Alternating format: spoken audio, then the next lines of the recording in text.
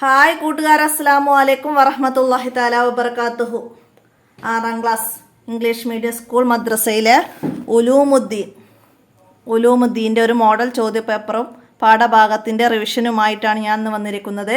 നമുക്ക് ചോദ്യത്തിലേക്ക് കടക്കാം. ബിസ്മില്ലാഹിർ റഹ്മാനിർ റഹീം. അപ്പോൾ ഉലൂമുദ്ദീനിൽ നിങ്ങൾക്ക് ഈ സെപ്റ്റംബർ അവസാനം വരെ എടുക്കുന്ന പാഠഭാഗം 9ാമത്തെ പാഠഭാഗങ്ങൾ വരെയാണ്. 9ാമത്തെ പാഠഭാഗം വരെയാണ് എക്സാമിന് വരുന്ന പാഠങ്ങൾ. അപ്പോൾ നമുക്ക് ആ പാഠഭാഗം വരെയുള്ള റിവിഷനും ഒക്കെ നോക്കണം. അപ്പോൾ നമുക്ക് ഇന്നത്തെ വീഡിയോയിലേക്ക് കടക്കാം. ബിസ്മില്ലാഹിർ റഹ്മാനിർ റഹീം. അപ്പോൾ നമുക്കിവിടെ ചേരുംപടി ചേർക്കാനാണ്. അപ്പോൾ ഇത് വന്നത് നിങ്ങൾക്ക് 6ാമത്തെ പാഠമായ ബിദായത്തു ദർസ് എന്ന ഒരു അറബി പാഠമുണ്ട്. അപ്പോൾ അതിൽ നിന്ന് വന്ന കുറച്ച് വേർഡ്സുകളാണ്. അപ്പോൾ ഇത് തന്നെ വരണമെന്ന് ഞാൻ ഉറപ്പ് പറയുന്നൊന്നുമില്ല, അതൊരു മോഡൽ മാത്രമാണ്. അപ്പോൾ ഇതുപോലെ നിങ്ങൾക്ക് മറ്റു പാഠത്തു നിന്നൊക്കെ വരാം. മനസ്സിലാക്കി പാഠത്തിലെ അർത്ഥങ്ങളൊക്കെ മനസ്സിലാക്കാം. അപ്പോൾ ഇവിടെ ബദ എന്ന് പറഞ്ഞാൽ ബിഗൻ. മുഹ്തബർ എന്ന് പറഞ്ഞാൽ ലാബ്. ഇഷ്തിറാഹ റസ്റ്റ്, വിശ്രമം, അതാണ്. ഇൻതഹ എന്ന് പറഞ്ഞാൽ എൻഡഡ്, അവസാനിച്ചു. മക്തബ് എന്ന് പറഞ്ഞാൽ ലൈബ്രറി. അപ്പോൾ അതിൽ പാഠത്ത് പറയുന്ന കുറച്ച് വേർഡ്സുകളാണ്, മനസ്സിലാക്കുക. അപ്പോൾ ഇതുപോലെ വരണമെന്നൊന്നും ഞാൻ ഉറപ്പ് പറയുന്നില്ല, ഇതുപോലെ വരാം. അപ്പോൾ മനസ്സിലാക്കി പഠിക്കുക. അപ്പോൾ അറബി പാഠത്തു നിന്നാണ് എന്തെങ്കിലും അർത്ഥങ്ങൾ ചോദിക്കുന്ന ഭാഗങ്ങൾ എല്ലാ എക്സാമിനും വരാറ്. അപ്പോൾ അതന്നെ അറബി പാഠത്തു നിന്നുള്ള വേർഡ്സുകളൊക്കെ മനസ്സിലാക്കി കൂടുതൽ ഇമ്പോർട്ടൻ്റ് കൊടുക്കുക. ഇനി പൂരിപ്പിക്കാനാണ്. എന്താണ് ഇവിടെ വന്നത്? വിട്ട ഭാഗം പൂരിപ്പിക്കാൻ വന്നത് ഇർതക്ബത്തു അലൽ ഖതാ. നമ്മൾ എത്രാമത്തെ പാഠത്തിലാണ്? 3ാമത്തെ പാഠം, സയ്യിദി ഹൈറൻ നബി. അപ്പോൾ അവിടെ മൗലിദിൻ്റെ ഭാഗമാണ്. അപ്പോൾ അതിന്ന് ഒരു ലൈനാണ് ഇവിടെ തന്നത്. അതുപോലെ മറ്റു ലൈനുകൾ നമുക്ക് വിട്ട ഭാഗം പൂരിപ്പിക്കാൻ വന്ന് നമുക്ക് എഴുതാൻ കഴിയണം. അപ്പോൾ ഇവിടെ എന്താ വന്നത്? അലൽ ഖതാ ഐരി ഹലിരിം വ അദാ. അപ്പോൾ അത് ഒരു ലൈന് മുഴുവനും തന്നിട്ട് അടുത്ത ലൈൻ എഴുതാനും വരാം. അപ്പോൾ ആ രീതിയിൽ ബൈത്ത് നന്നായി മനസ്സിലാക്കി പഠിക്കുക. അടുത്തത് എന്താണ്? Dash ഹൗലിക്കലിൽ Attash. എന്താണ് വന്നത്? ഇന്നനാനർജു ഇലാ കൗസി ഹൗലിക്കലിൽ അത്താഷ്. അപ്പോൾ അതാണ് അവിടെ വന്നത്. അടുത്തത് എന്താണ്? അള്ളാഹുവിൻ്റെ ഔലിയാക്കൾ ഡാഷ് അടിമകളാണ്. എന്താണ് അവിടെ? അള്ളാഹുവിൻ്റെ ഔലിയാക്കൾ വിശ്വാസവും ഭക്തിയുമുള്ള അടിമകളാണ്. അടുത്തത് എന്താണ്?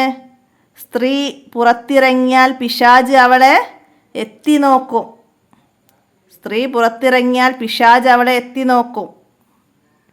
നബി സല്ലല്ലാഹു അലൈഹി വസല്ലം പറഞ്ഞിട്ടുണ്ട്, സ്ത്രീ ഔറത്താണ്, പുറത്തിറങ്ങിയാൽ പിശാച് അവളെ എത്തി നോക്കും. അവൾ അല്ലാഹു തആലയിലേക്ക് ഏറ്റവും അടുക്കുന്നത് വീടിൻ്റെ ഉള്ളറയിലായിരിക്കുമ്പോഴാണ്. അപ്പോൾ ഒക്കെ മനസ്സിലാക്കുക. അപ്പോൾ നമുക്ക് ഇവിടെ 10ാമത്തെ ഒരു ചോദ്യം ഇതിൽ വന്നത് മാറി പ്രിൻ്റ് ചെയ്ത് പോയതാണ്. അത് തജ്വീദിലെ ചോദ്യമാണ്. നമുക്ക് അടുത്തത് നോക്കാം. ഉത്തരം എഴുതാനാണ്. റിദ്ദ എത്ര വിധമുണ്ട്? അവ ഏതെല്ലാം? റിദ്ദ 3 വിധം. ഏതൊക്കെയാണ്? റിദ്ദ 3 ഇനം.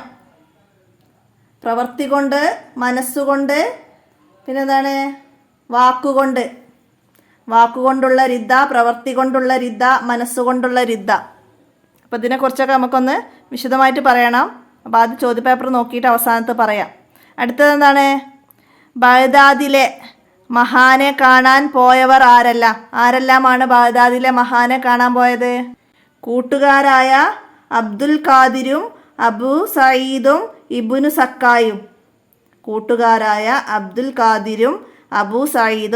സക്കായുമാണ് ബഗ്ദാദിലെ മഹാനെ കാണാൻ പോയത്. ആ ബഗ്ദാദിലെ മഹാൻ ആരായിരുന്നു? അതാരായിരുന്നു? അൽ അസുൽ അളം എന്ന പേരിൽ പ്രസിദ്ധനായ ഷെയ്ഖ് ജീലാനി റളിയല്ലാഹു അൻഹു ആണവർ, ബഗ്ദാദിലെ മഹാന്. അടുത്തത് മദ്ഹബുകൾ എന്നാൽ എന്താണ്? നമുക്കെന്ത് എഴുതാം? ഖുർആന്, സുന്നത്ത്, ഇജ്മാ എന്നിവയുടെ അടിസ്ഥാനത്തിൽ മതവിധി കണ്ടെത്താൻ കഴിവുള്ള ഇമാമുകൾ ഇജ്തിഹാദ് ചെയ്ത് രേഖപ്പെടുത്തി വെച്ച മതനിയമങ്ങൾക്കാണ് മദ്ഹബ് എന്ന് പറയുന്നത്. ഖുർആൻ, സുന്നത്ത്, ഇജ്മാ എന്നിവയുടെ അടിസ്ഥാനത്തിൽ മതവിധി കണ്ടെത്താൻ കഴിവുള്ള ഇമാമുകൾ ഇജ്തിഹാദ് ചെയ്ത് രേഖപ്പെടുത്തി വെച്ച മതനിയമങ്ങൾക്കാണ് മദ്ഹബ് എന്ന് പറയുന്നത്. അടുത്തത്, സ്ത്രീകളുടെ നിസ്കാരം എവിടെയാവണം? അതിൻ്റെ രൂപം എവിടെയാവണം? വീടിൻ്റെ ഉള്ളറയിലായിരിക്കണം. അപ്പം അതിൻ്റെ കൂടെ അതിൻ്റെ രൂപം എഴുതണം എന്ന് പറഞ്ഞിട്ടുണ്ട്. എന്താണ് എഴുതുക? സ്ത്രീ വീടിൻ്റെ ഉള്ളറയിൽ വെച്ച് നിസ്കരിക്കുന്നതാണ് സ്വകാര്യ റൂമിൽ വെച്ച് നിസ്കരിക്കുന്നതിനേക്കാൾ നിനക്ക് നല്ലത്. സ്വകാര്യ റൂമിൽ നിസ്കരിക്കുന്നതാണ് പബ്ലിക് റൂമിൽ വെച്ച് നിസ്കരിക്കുന്നതിനേക്കാൾ നല്ലത്. പബ്ലിക് റൂമിൽ വെച്ച് നിസ്കരിക്കുന്നതാണ് നിൻ്റെ കുടുംബ പള്ളിയിൽ വെച്ച് നിസ്കരിക്കുന്നതിനേക്കാൾ നല്ലത്. അപ്പോൾ അത് ഉമ്മു ഹുമൈദിൻ സഅദിയ്യ റളിയല്ലാഹു അൻഹ നബി സല്ലല്ലാഹു അലൈഹി വസല്ലമയുടെ കൂടെ നിസ്കരിക്കാൻ ആഗ്രഹം പ്രകടിപ്പിച്ചപ്പോൾ നബി സല്ലല്ലാഹു അലൈഹി വസല്ലമ അവരോട് പറഞ്ഞതാണ്. അപ്പോൾ സ്ത്രീകൾക്ക് ഏറ്റവും ഉത്തമം വീടിൻ്റെ ഉള്ളറയാണ്. മനസ്സിലാക്കുക. ആരാണ് ഔലിയാക്കൾ? ആരാണ്? യഥാർത്ഥ വിശ്വാസികളും അല്ലാഹു തആലയുടെ വിധിവിലക്കുകൾ പൂർണ്ണമായി അനുസരിച്ച് ജീവിക്കുന്നവരും കൂടുതൽ ഇബാദത്ത് ചെയ്യുന്നവരും സൂക്ഷ്മതയുള്ളവരും ഭൗതിക വിരക്തിയുമുള്ളവരുമാണ് ഔലിയാക്കൾ. നിങ്ങളെ മൂന്നാമത്തെ പാഠത്തിൽ പറയുന്നുണ്ട് ലാ ഖൗഫുൻ അലൈഹിം എന്നുള്ള. അപ്പോൾ പാഠഭാഗം എന്നാൽ മനസ്സിലാക്കി പഠിക്കുക. അടുത്ത ചോദ്യം എന്താണ്? ഹനഫി മദ്ഹബിൻ്റെ വേരോട്ടമുള്ള 4 രാജ്യങ്ങൾ എഴുതുക. ഹനഫി മദ്ഹബിൻ്റെ വേരോട്ടമുള്ള 4 രാജ്യങ്ങൾ. ലോകാടിസ്ഥാനത്തിൽ ഏറ്റവും കൂടുതൽ അനുയായികളുള്ളത് ഹനഫി മദ്ഹബിലാണ്. മധ്യേഷ്യയിലും India, Afghanistan, Pakistan, Bangladesh, China, Iraq, തുർക്കി എന്നീ രാജ്യങ്ങളിലെല്ലാം ഹനഫി മദ്ഹബിന് നല്ല വേരോട്ടമുണ്ട്. അപ്പം അതിൽ നിന്ന് 4 രാജ്യങ്ങളുടെ പേര് എഴുതാനാണ്. മനസ്സിലാക്കി പഠിക്കുക. അടുത്തെന്താ? നുബയ്യിന് സിയാക്ക്. നിങ്ങൾ 2 പേരും അന്ധരാണോ? ആരോട് ചോദിച്ചു? ആരോടാ ചോദിച്ചത്? നബി സല്ലല്ലാഹു അലൈഹി വസല്ലമയും ഭാര്യമാരായ ഉമ്മു സൽമ, മൈമൂന എന്നിവരൊന്നിച്ചിരിക്കുമ്പോൾ അവിടേക്ക് ഒരു അന്ധനായ അബ്ദുല്ലാഹിബിന് ഉമ്മി മക്തൂം റളിയല്ലാഹു അൻഹു കടന്നു വന്നു. അപ്പോൾ നബി സല്ലല്ലാഹു അലൈഹി വസല്ലമ അവരോട് 2 പേരോടും പറഞ്ഞു മറയുടെ പിന്നിലേക്ക് പോകാൻ. അവർ നബി സല്ലല്ലാഹു അലൈഹി വസല്ലമയോട് ചോദിച്ചു, അദ്ദേഹം അന്ധനല്ലേ? അപ്പോൾ നബി സല്ലല്ലാഹു അലൈഹി വസല്ലമ റളിയല്ലാഹു അൻഹായോടും മൈമൂന റളിയല്ലാഹു അൻഹോടുമായി ചോദിച്ചു, നിങ്ങൾ 2 പേരും അന്ധരാണോ?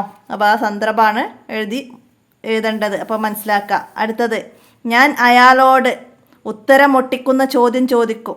ഇതാരാണ് പറഞ്ഞത്? ആരോടാ പറഞ്ഞത്?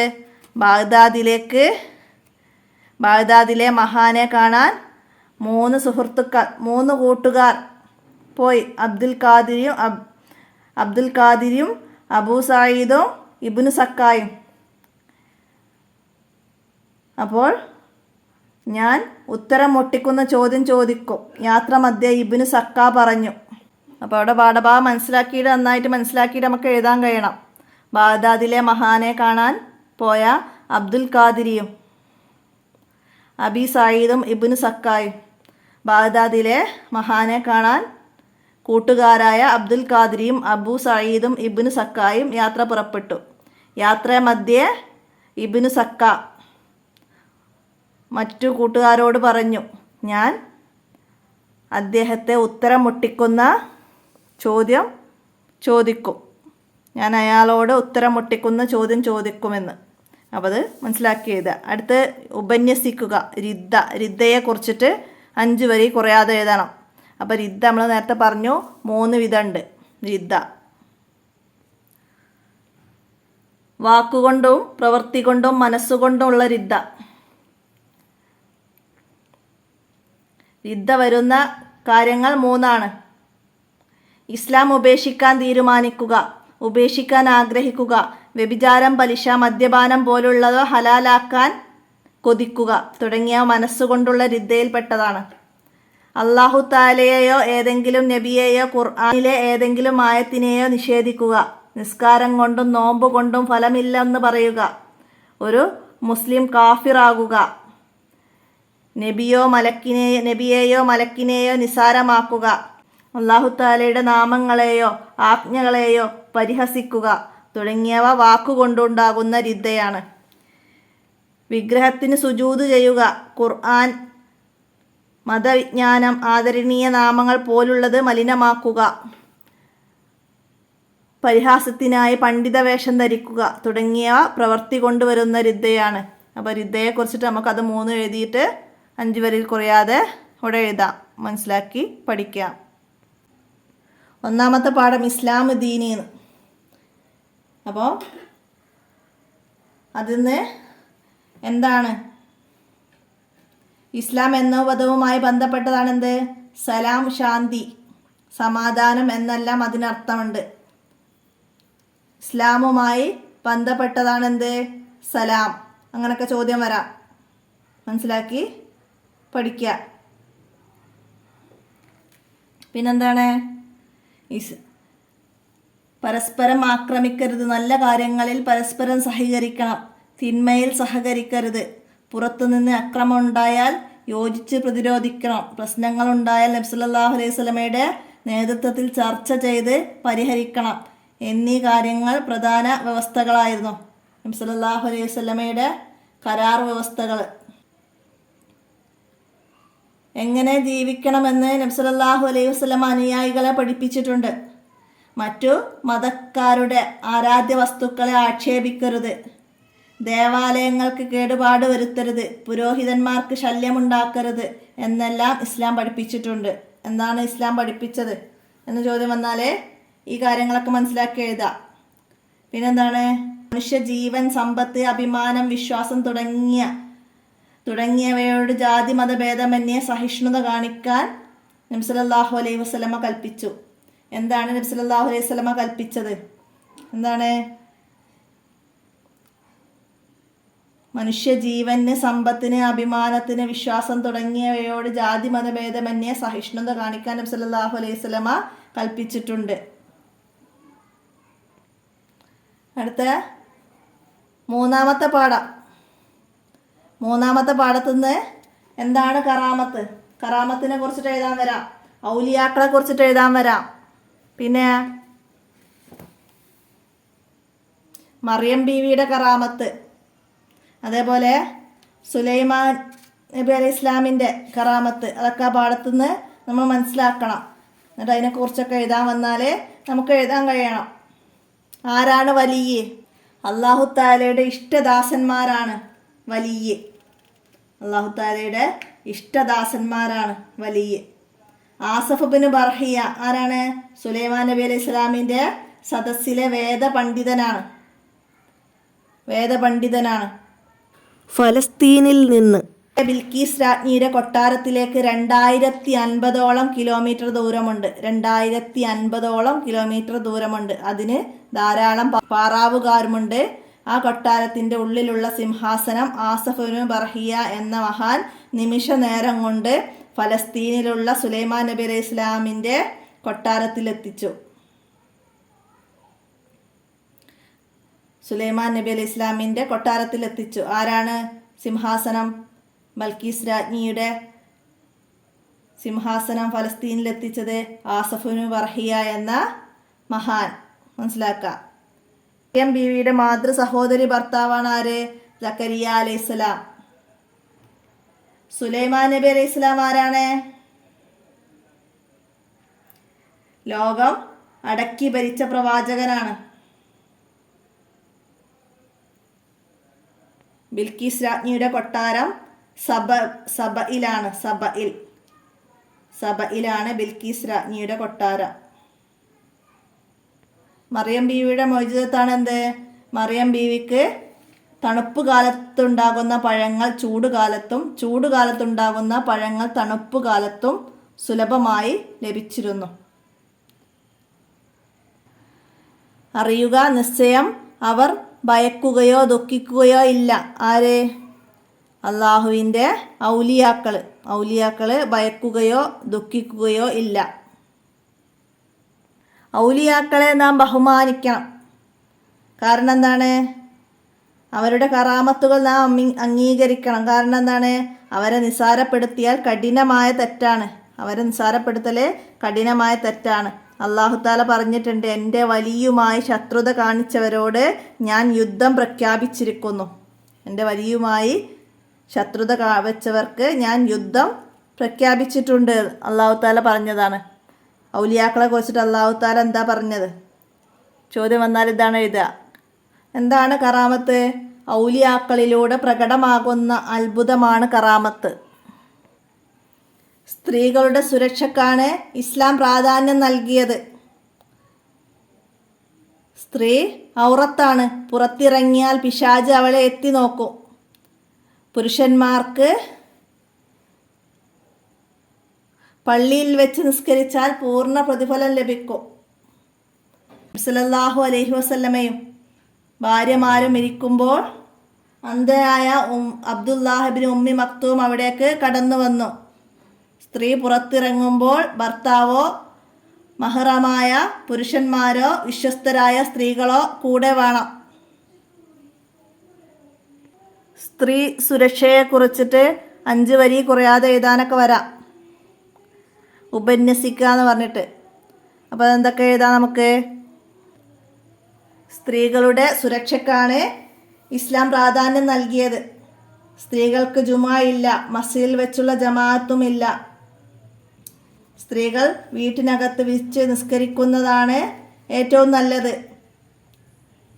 അതാണ് സ്ത്രീകൾക്ക് ഏറ്റവും കൂടുതൽ പ്രതിഫലം ലഭിക്കുന്നത്. സ്ത്രീകൾക്ക് നേരെയുള്ള അതിക്രമങ്ങളും പീഡനങ്ങളും നാൾക്ക് നാൾ കൂടി വരികയാണ്. ഇസ്ലാമിക നിയമങ്ങൾ അവഗണിച്ച് സ്ത്രീകൾ പുറത്തു പോകുന്നതും മാന്യതയില്ലാത്ത വേഷങ്ങൾ ധരിക്കുകയും ചെയ്യുന്നതാണ് ഇതിൻ്റെ പ്രധാന കാരണം. സ്ത്രീകളുടെ സംരക്ഷണത്തിന് വേണ്ടിയാണ് സ്ത്രീകളുമായി ബന്ധപ്പെട്ട നിയമങ്ങൾ ശർഅ് മുന്നോട്ട് വെച്ചത്. സ്ത്രീ സുരക്ഷയെക്കുറിച്ചിട്ട് എഴുതാൻ വന്ന ഇത്രയും കാര്യങ്ങൾ എഴുതി നമുക്കത് എഴുതി കൊടുക്കാം. പിന്നെന്താണ്? ഖുർആൻ എന്താണ് പറയുന്നത്? പ്രവാചകരെ അങ്ങയുടെ ഭാര്യമാരോടും പെൺമക്കളോടും മുസ്ലിം സ്ത്രീകളോടും ശരീരമാകെ മറയുന്ന അയവുള്ള വസ്ത്രം ധരിക്കാൻ പറയുക. അവരെ തിരിച്ചറിയാനും ഉപദ്രവിക്കപ്പെടാതിരിക്കാനും അതാണ് നല്ലത്. മനസ്സിലാക്കുക ഖുർആൻ പറഞ്ഞത്. പിന്നെ നബി സല്ലല്ലാഹു അലൈഹി വസല്ലം പറഞ്ഞത്, സ്ത്രീ ഔറത്താണ്. പുറത്തിറങ്ങിയാൽ പിശാച് അവളെ എത്തി നോക്കും. അവൾ അല്ലാഹു തആലയിലേക്ക് ഏറ്റവും അടുക്കുന്നത് വീടിൻ്റെ ഉള്ളറയിലായിരിക്കുമ്പോഴാണ്.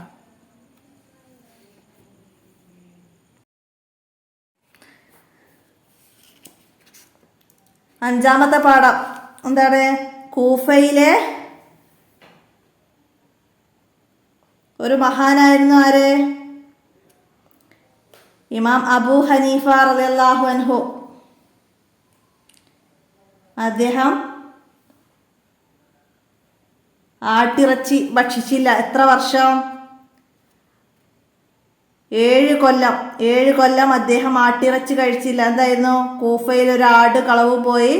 ആ ഒരാടിൻ്റെ ആയുസ് എത്രയുണ്ടാകുമെന്ന് അന്വേഷിക്കുന്നു. അത്രയും വർഷം അദ്ദേഹം ആട്ടിറച്ചി കഴിച്ചില്ല. കാരണം എന്തായിരുന്നു? ആ കളവ് പോയ ആടിൻ്റെ മാംസം തൻ്റെ ഭക്ഷണത്തിൽ ഉൾപ്പെടുമോ എന്ന ഭയമായിരുന്നു. ആടിൻ്റെ മാംസം തൻ്റെ വയറ്റിലെത്തുമോ എന്ന ഭയമായിരുന്നു ഈ 7 കൊല്ലം അദ്ദേഹം ആട്ടിറച്ചി കഴിക്കാത്തതിന് കാരണം. അൽ ഇമാമുൽ ആലം എന്ന പേരിൽ അറിയപ്പെട്ടു. ഇമാം അബൂ ഹനീഫ റളിയല്ലാഹു അൻഹു. വിശുദ്ധ ഖുർആൻ ഇസ്ലാമിൻ്റെ അടിസ്ഥാന പ്രമാണമാണ്. ഇത് വിശുദ്ധ ഖുർആൻ. നബി സല്ലല്ലാഹു അലൈഹി വസല്ലമ വാക്കിലൂടെയും പ്രവർത്തനങ്ങളിലൂടെയും മൗനാനുവാദങ്ങളിലൂടെയും ഖുർആനിൻ്റെ വിശദീകരണം നൽകി.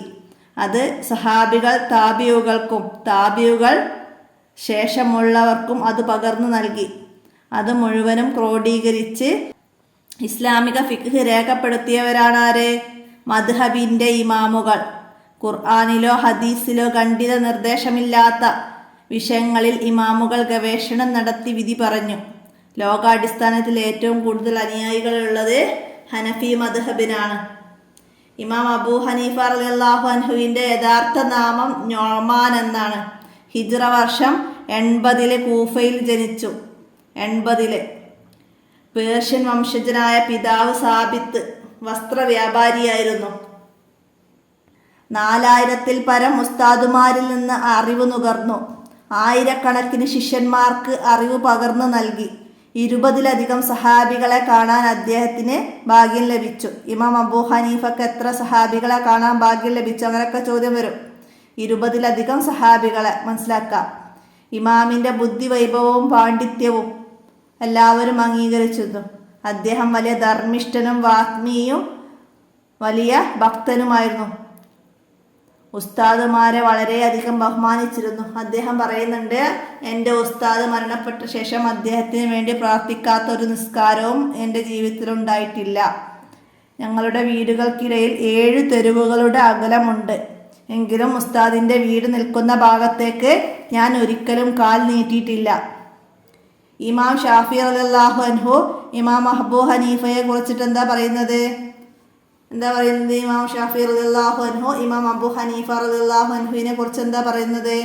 എനിക്ക് വല്ല ആവശ്യവും വന്നാൽ 2 റക്അത്ത് നിസ്കരിച്ച് ഞാൻ ഇമാം അബൂ ഹനീഫ റളിയല്ലാഹു അൻഹുവിൻ്റെ ഖബറിൻ്റെ അരികിൽ ചെന്ന് ഇമാമിനെ തവസ്സിലാക്കി ദുആ ചെയ്യാറുണ്ടായിരുന്നു. അതൊക്കെ മനസ്സിലാക്കാം. ഭരണകൂടത്തിൻ്റെ ഭീകരതയ്ക്ക് മുന്നിൽ ഇമാം അബൂ ഹനീഫ തൻ്റെ വ്യക്തിത്വവും ആദർശവും കാത്തു സൂക്ഷിച്ചു.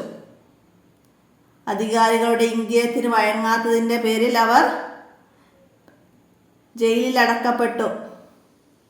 നിരന്തര പരീക്ഷണങ്ങൾക്കിടയിൽ ഹിജ്റ 150-ൽ അദ്ദേഹം വഫാത്തായി.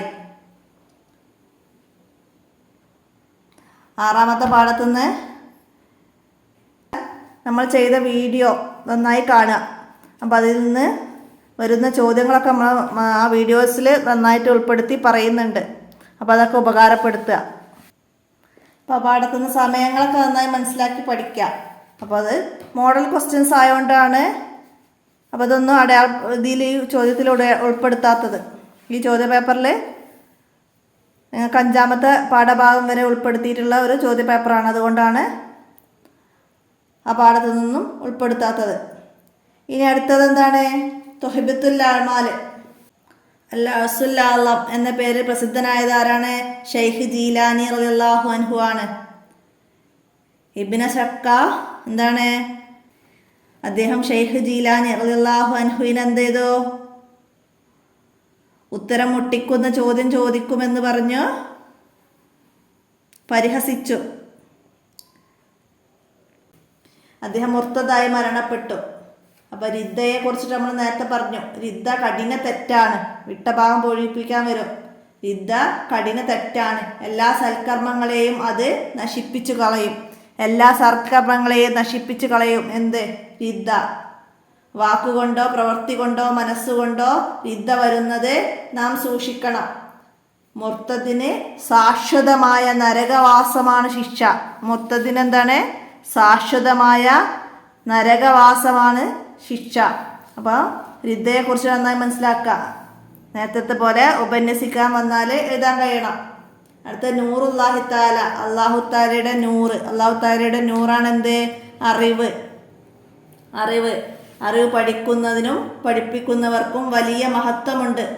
അറിവ് തേടി പുറപ്പെടുന്നവർക്ക് അല്ലാഹു തആല സ്വർഗത്തിലേക്കുള്ള വഴി എളുപ്പമാക്കി കൊടുക്കും.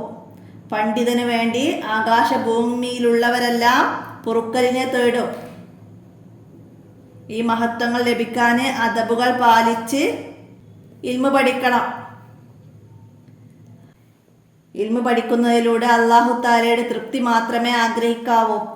നബി സല്ലല്ലാഹു അലൈഹി വസല്ലമ പറഞ്ഞു, മൻ തഅല്ലമ ഇൽമൻ യൻതഫിഉ ബിഹി ഫിൽ ആഖിറതി യുരീദു ബിഹി അർളൻ മിനദ് ദുനിയ ലം യുരിഹി റായത്തുൽ ജന്ന. പരലോകത്ത് ഉപകാരം ലഭിക്കേണ്ട അറിവ് ദുനിയാവിലെ നേട്ടം ആഗ്രഹിച്ചുകൊണ്ട് പഠിക്കുന്നത് സ്വർഗത്തിൻ്റെ പരിമളം ലഭിക്കുകയില്ല. സ്വർഗത്തിൻ്റെ പരിമളം പോലും ലഭിക്കുകയില്ല. പഠനം തുടങ്ങുമ്പോൾ ബിസ്മി, ഹംദ്, സ്വലാത്ത് എന്നിവ ചൊല്ലണം. പഠനം തുടങ്ങുമ്പോൾ എന്തെല്ലാം കാര്യങ്ങൾ ചെയ്യണം? ബിസ്മി, ഹംദ്, സ്വലാത്ത് എന്നിവ ചൊല്ലണം. മാതാപിതാക്കൾക്കും ഉസ്താദുമാർക്കും ദുആ ചെയ്യണം. പഠിച്ചനുസരിച്ച് ജീവിക്കണം. എന്നാൽ മാത്രമേ അത് ഉപകാരപ്പെടുകയുള്ളൂ.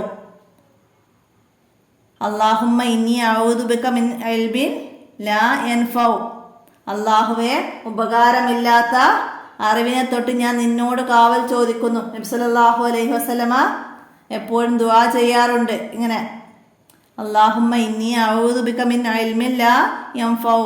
അല്ലാഹുവേ, ഉപകാരമില്ലാത്ത അറിവിനെ തൊട്ട് ഞാൻ നിന്നോട് കാവൽ ചോദിക്കുന്നു. മനുഷ്യൻ നേടുന്ന സമ്പാദങ്ങളിൽ ഏറ്റവും മഹത്തായതാണ് അറിവ്.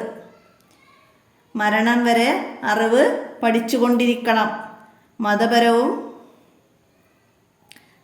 മതപരവും ജീവിതത്തിന് ഉപകാരപ്പെടുന്നതുമായ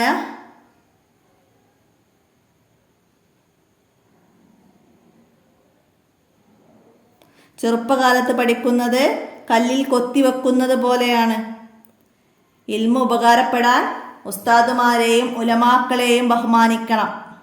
ഇൽമു ഉപകാരപ്പെടാൻ ഉസ്താദുമാരെയും ഉലമാക്കളെയും ബഹുമാനിക്കണം. ഉസ്താദായ ഇമാം മാലിക് റളിയല്ലാഹു അൻഹുവിൻ്റെ അടുത്ത് വെച്ച് ഇമാം ഷാഫി റളിയല്ലാഹു അൻഹു പതുക്കെ മാത്രമേ സംസാരിക്കാറുണ്ടായിരുന്നു. വളരെ സൂക്ഷിച്ച് പുസ്തകത്തിൻ്റെ താളുകൾ മറിക്കാറുണ്ടായിരുന്നുള്ളൂ. താളുകൾ മറിക്കുന്ന ശബ്ദം കേട്ട് ഉസ്താദിന് ശല്യമുണ്ടാകുന്നത് അദബുകേടാണെന്ന് മനസ്സിലാക്കിയാണ് മഹാൻ അങ്ങനെ ചെയ്തത്. ഇമാം മാലിക് റളിയല്ലാഹു അൻഹുവിൻ്റെ അടുത്ത് വെച്ചിട്ട് ഇമാം ഷാഫി റളിയല്ലാഹു അൻഹു എങ്ങനെയായിരുന്നു? ഇമാം ഷാഫി റളിയല്ലാഹു അൻഹു ഉസ്താദിനെ ബഹുമാനിച്ചതിന് തെളിവ് എഴുതാൻ പറയും. അപ്പം അത് എഴുതാം. ഉലമാക്കളെ കുറ്റം പറയരുത്, അവരെ ഈബത്ത് പറയരുത്, അത് സർവനാശത്തിന് കാരണമാകും. മറന്നുപോരും പണ്ഡിതന്മാരെ നമ്മൾ കുറ്റം പറയരുത്. അവരുടെ മാംസത്തിൽ വിഷമുണ്ട്. മറന്നു വിഷം കഴിച്ചാലും ശരീരത്തിന് നാശം സംഭവിക്കും. മനസ്സിലാക്കാം. ഇമാം അബൂ ഹനീഫ റളിയല്ലാഹു അൻഹു തൻ്റെ മകൻ ഹമ്മാദ് ഫാത്തിഹ പഠിച്ചതിൻ്റെ പേരിൽ ഉസ്താദിന് 500 ദിർഹം പാരിതോഷികം നൽകി. 500 ദിർഹം. അപ്പോൾ അതൊക്കെ ആ പാഠത്തുനിന്ന് മനസ്സിലാക്കി പഠിക്കുക. ഇമാം ദാരിൽ ഹിജ്ർ ആരാണ് ആ പേരിൽ അറിയപ്പെട്ടത്? ഇമാം ദാരിൽ ഹിജ്ർ എന്ന പേരിൽ അറിയപ്പെട്ടത് ഇമാം മാലിക് റളിയല്ലാഹു അൻഹു ആണ്. ഇമാം മാലിക് റളിയല്ലാഹു അൻഹുവിൻ്റെ ഉസ്താദാണ് ആര്? ഇമാം സുഹരി റളിയല്ലാഹു അൻഹു. സുഹരി റളിയല്ലാഹു അൻഹു. ഇമാം മാലിക്കിനെ കുറിച്ച് ഇമാം സുഹരി റളിയല്ലാഹു അൻഹു പറഞ്ഞെന്താണ്? നീ വലിയ പണ്ഡിതനാകുമെന്ന്. ചെറുപ്പത്തിൽ തന്നെ ഉസ്താദിൻ്റെ അംഗീകാരം ലഭിച്ച ഈ കുട്ടിയാണ് ഇമാം മാലിക് ബിൻ അനസ് റളിയല്ലാഹു അൻഹു. ഹിജ്റ 93 മദീനയിൽ ജനിച്ചു. ഹിജ്റ 93 മദീനയിൽ ജനിച്ചു. പിതാവിൻ്റെ പ്രേരണപ്രകാരം അദ്ദേഹം പഠനം തുടങ്ങി. തഫ്സീറിലും ഹദീസിലും ഫിഖ്ഹിലും അഗാധ അറിവ് നേടി. ഇമാം മാലിക് റളിയല്ലാഹു അൻഹു എന്തിലൊക്കെയാണ് അഗാധമായ അറിവ് നേടിയത്? തഫ്സീറിലും ഹദീസിലും ഫിഖ്ഹിലും. അവരുടെ കർമ്മശാസ്ത്ര വഴിയാണ് മാലിക്കി മദ്ഹബ്. ഇമാം മാലിക് ബിൻ അനസ് റളിയല്ലാഹു അൻഹുവിൻ്റെ കർമ്മശാസ്ത്ര വഴിയാണ് മാലിക്കി മദ്ഹബ്. UAE, കുവൈത്ത്, ആഫ്രിക്ക തുടങ്ങിയ രാജ്യങ്ങളിലുള്ള ജനങ്ങൾ മാലിക്കി മദ്ഹബ് അനുസരിച്ചാണ് ജീവിക്കുന്നത്. മാലിക് റളിയല്ലാഹു അൻഹുവിന് പ്രമുഖരായ നിരവധി ശിഷ്യന്മാരുണ്ട്. ഇമാം അബു യൂസുഫ് റളിയല്ലാഹു അൻഹു, ഇമാം മുഹമ്മദ് ബിൻ ഷൈബാനി റളിയല്ലാഹു അൻഹു, ഇമാം ഷാഫി റളിയല്ലാഹു അൻഹു എന്നിവർ അവരിൽ ചിലരാണ്. ഇമാം ദാരിൽ ഹിജ്ർ എന്നാണ് അദ്ദേഹത്തിൻ്റെ അപരനാമം. ദീർഘകാലം മദീനയിൽ ദറസ് നടത്തിയത് കൊണ്ടാണ് അദ്ദേഹം ഇപ്രകാരം അറിയപ്പെട്ടത്. ഇമാം മാലിക് റളിയല്ലാഹു അൻഹു ഇമാം ദാരിൽ ഹിജ്ർ എന്ന പേരിൽ അറിയപ്പെടാൻ കാരണം എന്ത്? ചോദ്യം വന്നാൽ എന്ത് എഴുതാം? ദീർഘകാലം മദീനയിൽ ദറസ് നടത്തിയത് കൊണ്ടാണ് ആ പേരിൽ അറിയപ്പെട്ടത്. വിനയാന്വിതനും വിശുദ്ധ ജീവിതം നയിച്ചവരുമായിരുന്നു ഇമാം മാലിക് റളിയല്ലാഹു അൻഹു. ഹദീസുകളെ അദ്ദേഹം വളരെയധികം ബഹുമാനിച്ചു. അതിന് ഉദാഹരണമാണ് എന്ത്? ഇമാം മാലിക് റളിയല്ലാഹു അൻഹു ഹദീസ് ഉദ്ധരിച്ചത് എങ്ങനെയായിരുന്നു? ചോദ്യം വരാം. എങ്ങനെയാണ്? കുളിച്ച് വൃത്തിയായി മുന്തിയ വസ്ത്രം ധരിച്ച് സുഗന്ധം പൂശിയ ശേഷം മാത്രമേ അദ്ദേഹം ഹദീസ് ഉദ്ധരിക്കാറുണ്ടായിരുന്നുള്ളൂ. അദ്ദേഹം നടന്നുകൊണ്ട് ഹദീസ് ഉദ്ധരിക്കാറില്ല. ഒരിക്കൽ ഹദീസ് ക്ലാസ് എടുത്തുകൊണ്ടിരിക്കുമ്പോൾ ഒരു തേള് അദ്ദേഹത്തെ 16 തവണ കുത്തി. ഇമാം മാലിക് റളിയല്ലാഹു അൻഹുവിനെ തേള് എത്ര തവണ കുത്തി? 16 തവണ. ചോദ്യം വരാറുണ്ട്, 16 തവണ തേള് കുത്തിയത് ആരെ? അങ്ങനെയും വരും. ഇമാം മാലിക് ബിൻ അനസ് റളിയല്ലാഹു അൻഹുവിനെ. മനസ്സിലാക്കുക. അങ്ങനെ 16 തവണ തേള് കുത്തി. വിഷം ശിരസിൽ കയറി, മുഖം വിവർണമായി. പക്ഷേ ഹദീസിനോട് അനാദരവാകുമോ എന്ന ഭയം കാരണം അദ്ദേഹം ക്ലാസ് നിർത്തിയില്ല. മനസ്സിലാക്കുക. മുവത്ത എന്ന അദ്ദേഹത്തിന്റെ കിതാബ് ഹദീസിൽ വിരചിതമാണ്. ഇമാം മാലിക് റളിയല്ലാഹു അൻഹുവിന്റെ കിതാബാണ് മുവത്ത. അറിവ് പഠിക്കാൻ ഒട്ടകപ്പുറത്തേറി ആളുകൾ സഞ്ചരിക്കും. അന്ന് മദീനയിലുള്ള പണ്ഡിതനേക്കാൾ അറിവുള്ള ഒരാളും അവർ കണ്ടെത്തുകയില്ല എന്ന് ഹദീസിൽ പണ്ഡിതൻ ഇമാം മാലിക് റളിയല്ലാഹു അൻഹുവിനെ സുഫിയാൻ ഇബ്നു ഉയൈന റളിയല്ലാഹു അൻഹു പറഞ്ഞിട്ടുണ്ട്. സുഫിയാൻ ഇബ്നു ഉയൈന റളിയല്ലാഹു അൻഹു ഇമാം മാലിക്കിനെ കുറിച്ച് എന്താ പറഞ്ഞത്? അറിവ് പഠിക്കാൻ ഒട്ടകപ്പുറത്തേറി ആളുകൾ സഞ്ചരിക്കും. അന്ന് മദീനയിലുള്ള പണ്ഡിതനേക്കാൾ അറിവുള്ള ഒരാളെയും അവർ കണ്ടെത്തുകയില്ല. ഹിജ്റ 179 റബീഉൽ അവ്വലിൽ ഇമാം മാലിക് റളിയല്ലാഹു അൻഹു വഫാത്തായി.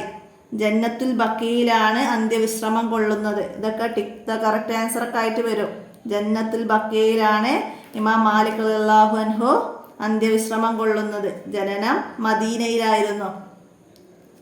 മനസ്സിലാക്കുക. മദീനയിലെ കൂടുതൽ കാലം ദർസ് നടത്തിയതിനാൽ ഇമാം ദാരുൽ ഹിജ്റ എന്ന് പേര് ലഭിച്ചു. മനസ്സിലാക്കുക.